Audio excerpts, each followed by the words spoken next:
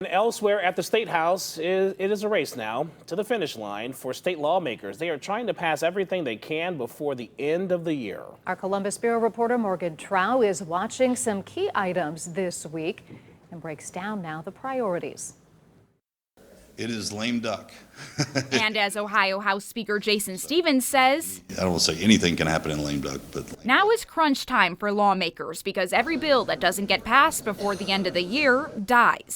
Lawmakers would have to go through the same process starting next year to get their bill passed. A bill expected to get sent to the governor's desk is House Bill 5, which would modernize the entire adoption process. We are updating and streamlining and adding more resources and trying to just facilitate the process so that it better supports kids, birth parents, and adoptive parents. State Rep Rachel Baker's bill expedites the adoption process and provides financial support for birth mothers.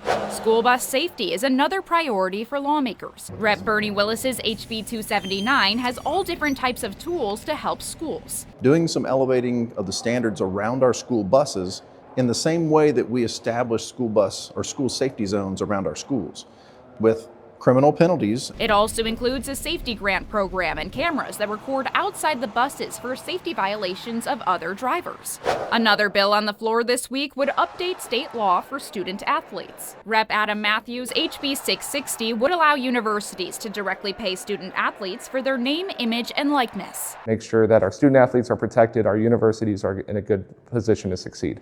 Throughout the week, lawmakers are hearing a handful of bills dedicated to increasing accountability for the private school voucher system. $1 billion of taxpayer dollars going out the door for, allegedly to pay for education, to pay for tuition, and we have no accountability or standards for how the money is actually spent. And the most contentious bill on the floor this week, HB 296. It would increase employer contributions to the Ohio Police and Fire Pension Fund, raising city input from 19.5% to 24% in a span of 6 years. providing good security for our police and fire and our first responders because they are what is the glue that holds our communities together. The lawmakers will be working around the clock for the next few weeks. At the Ohio Statehouse, I'm Morgan Trow reporting.